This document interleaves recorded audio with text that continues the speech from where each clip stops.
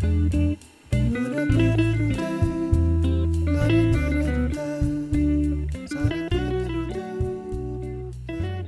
is Adam, everybody. And Hello. He is a business owner in Normal, Illinois, Bloomington, Illinois. Yeah, technically. the business is in Bloomington, and but the heart's in Normal. And we're gonna have him talk today about a lot of things about his business. So, before anything, I'll just have you kind of introduce yourself. Okay, so my name is Adam Stephey, and I've got a wife and 4 kids here in Normal. Originally from St. Louis, Missouri. Lived up here for about 12 years. Nice. Awesome. So, when did you start your business? And I guess you answered the other question, which is how long have you been in Normal for? Okay, yeah. So the business really, I sold my first product in 2014. It was something I just started in my basement and would work on it nights and weekends. I'd say it really got more legitimate around maybe 2017 or 2018. And it wasn't until, I think it was 2018 that I left my job so that I could work on my own business full time. Nice. And then can you tell us about this business? What is your product and what do you sell? Yeah, so the first products that I developed were cleaning kits for retro video games. So people blowing into game cartridges and blowing into game consoles. That's how my generation did video gaming. And so whenever my generation started having kids, people are still using this old equipment. And so I was like, well, let me develop some cleaning kits and make this whole process easier. So those were the very first products, and I still sell them to this day. It's a brand called 1UP Card. Give your game an extra life. And so it's a good brand. It's a solid brand. But since then, I've developed some novelty gifts. I'm probably most famous for the toilet timer, which is something that took my wife and I to Shark Tank. We've also got a line of hot sauce accessories and some other stuff coming down the line. Nice. That's so exciting. So that's so cool that you were on Shark Tank. Can you tell us more about how you got on Shark Tank and that experience? Yeah, so the application process for Shark Tank is really long. There's a ton of steps to do. They're really trying to vet people out and make sure that they get the right people for the show. So I knew this, and I knew the most important thing that they're trying to do is make good TV. And so I said, I can work with that. The sharks are there to make themselves look good or make a deal. The participants are there to get a deal. So everybody kind of has a different angle for why the show even exists. But it was really cool. It was filmed out in Las Vegas. It was right during COVID. We filmed August of 2020. So that's seriously when COVID was, I feel like we were all maybe at our most paranoid. Everybody's how do you navigate this new world like this? So we were in a hotel for 6 days straight, where we weren't even allowed to go outside of our hotel room. They delivered all the meals to us. So my wife and I just practiced that whole week. We were just basically locked in a hotel. It was a nice hotel room, so that's good. But we just practiced our sketch the whole time. I had a bunch of flashcards. I was just memorizing all my business figures and all the numbers and the sales figures and stuff like that. So by the time it was the day for shooting, we were really ready. We're just hey, we're ready to be out of this room. But we felt really confident and ready to go out and to do our pitch. Nice. And then how did the pitch go?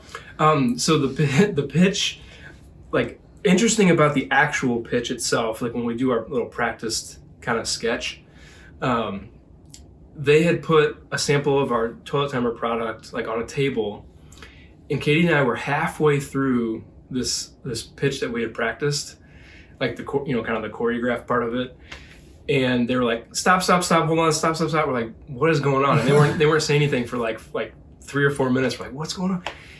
And the person that had put that object out, our toilet timer out, they put it up backwards. And so they were you guys have to start in the middle of your pitch. And I was the middle? I practiced it from the beginning to end probably 200 times but never once did I practice it of like, well, what happens if they stop us and then start us again from the middle? But anyway, we figured it out. We did it, and that part was cool. But then like for air, like what you see on TV is about like 8 or 10 minutes, but it's from about like 45 minutes of footage. So like each person that goes into Shark Tank, Wow. like they record a lot of footage and a lot of it gets cut. So it was intense. It's like being interviewed by 5 like really important high-powered managers all at the same time. And like they're ignoring each other and they're like trying to cut each other off and they're like asking the same questions over and over again. We can't be like, well, sorry, Mark Cuban, I just answered this question for Kevin O'Leary. So, you just have to be like polite and just keep doing it. So, I mean, it was intense, but the experience was really cool. Nice. And then did you end up getting a deal? Yeah, so on air, Mark Cuban was the only person to make us an offer. The other 4 were out for whatever various reasons. So Mark Cuban made an offer. So, we only had one offer, so I wasn't going to be like, well, let's whittle this down and let's make this a little bit more agreeable, or I don't know. So we did make a deal on air, and then after the show, and this is not uncommon, after the show, like we went back and forth for a while and talked about it. I seriously like considered kind of like every part of the deal or what that would be for us, and then ultimately we decided like, we're not going to take the deal, we're not going to take the investment. We're going to keep doing what we're doing. We're not going to give up any equity in the company. So nothing at all against Mark Cuban or anything, or Shark Tank, but just in the end, it's like, I think we're going to be like okay on our own. So that's the decision that we made, and I've got no regrets about it. Like the experience itself was incredible. I would do it all over again. I don't think I would change anything. But we just decided like we're going to keep steering our own ship. Nice. That's awesome. So, with all of that experience that you have in this world, I know it's not coming from a music perspective and stuff, but what business advice would you have for people in this class that are sophomores, juniors, seniors in college and trying to start their own businesses? Yeah. Well, I think like what I want to say is something that applies no matter what you're doing. Like if you're trying to start a product business, a service business, or be a professional musician, the most important thing is to not give up. It's to just keep going. It's to take the next step. It's to make a bunch of mistakes and keep going and not give up. That's the thing. That's the number one thing. Like that's what separates someone who reaches the top of their game from everybody else. They keep going, they keep going, they keep going, they keep going. So that's for sure my advice is just keep going. Don't give up. Keep working at it. Nice. That's great advice. And this career path that you took, what are some of the pros and cons, like your favorite parts and your least favorite parts? Okay. Yeah. So I think that some of my favorite parts about like having my own company is like I am my own boss. It comes with a lot of freedoms. Like I don't have to check in with someone else, punch in a clock. I don't have to ask for time off to do stuff with my family. I can do what I want when I want to do it. But with that freedom comes great responsibility. Well, I don't know. I mean, it's true, but